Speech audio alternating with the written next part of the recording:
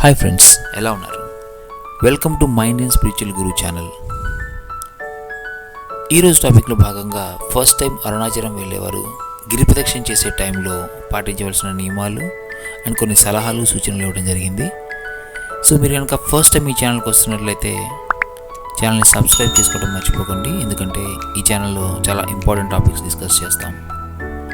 So let's move on to the topic now. Arunagiri ప్రదక్షిణ చేసేవారు ఎక్కడి నుంచి మొదలుపెట్టారో అక్కడికి చేరుకోవడంతోనే గిరి ప్రదక్షిణ పూర్తి అవుతుంది. రాజగోపురం దగ్గర నుంచి నడక మొదలుపెట్టి తిరిగి అక్కడికి చేరుకోవడంతో ఈ ప్రదక్షిణ పూర్తి అవుతుంది అని భావించకండి. మీరు ఎక్కడి నుంచి గిరి ప్రదక్షిణ మొదలుపెట్టినా సరే అక్కడ ఖచ్చితంగా ఒక వినాయకుడు గుడైనా ఉండాలి. అక్కడ స్వామికి నమస్కరించి మొదలుపెట్టండి. గిరి ప్రదక్షిణ అనేది ఖచ్చితంగా ఎడమవైపు మాత్రమే చేయాలి. కుడివైపున కరుణగిరికి దగ్గరలో ఉండే కుడి మార్గంలో సూక్ష్మ రూపంలో యోగులు, సిద్ధులు, దేవతలు ప్రదక్షిణ చేస్తారట. అందువలన కుడివైపున ప్రదక్షిణ చేయరాదు. అరుణాచలం వెళ్ళే ప్రతివారు ఖచ్చితంగా 10 రూపాయల నోట్లు వీలైనంత ఎక్కువగా తీసుకువెళ్ళండి.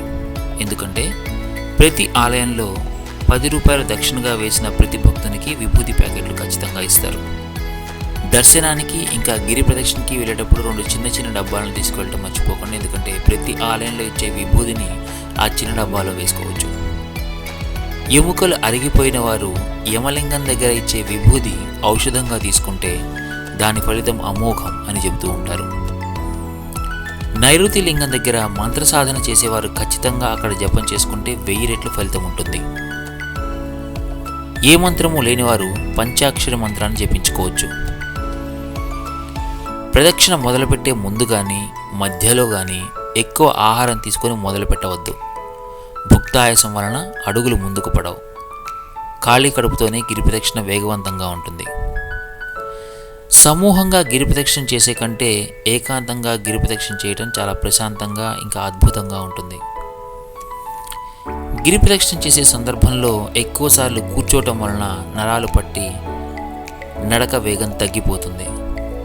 మ్యాక్సిమం కూర్చోకుండా నిలబడి కానీ తప్పనిసరి పరిస్థితుల్లో బెంచి పైన పడుకోండి. కూర్చోవటం వల్ల చాలా ఇబ్బందులు వస్తాయి.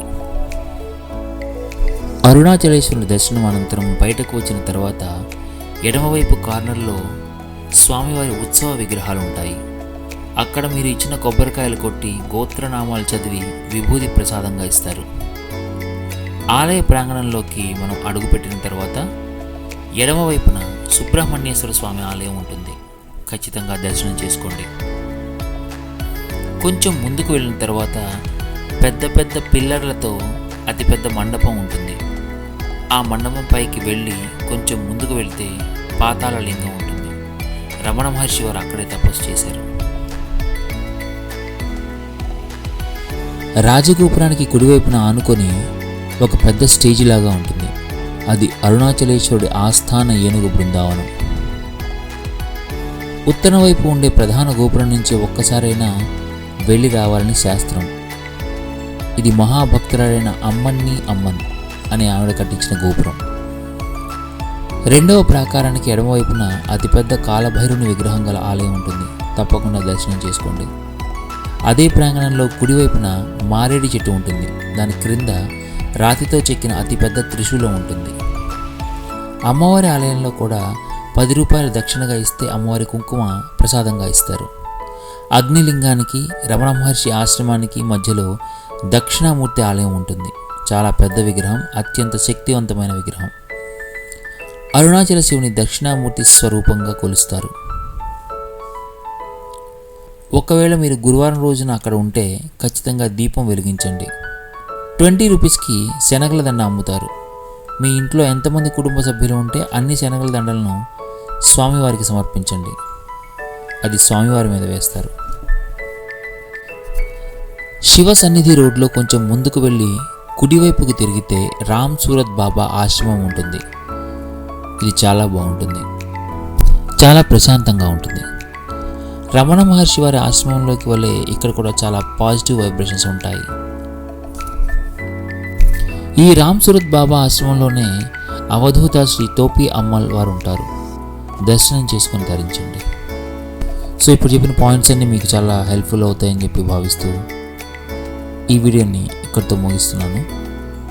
ఛానల్ని సబ్స్క్రైబ్ చేసుకోవడం మర్చిపోకండి, ఎందుకంటే ఇందులో చాలా ఇంపార్టెంట్ విషయాలు డిస్కస్ చేస్తాం.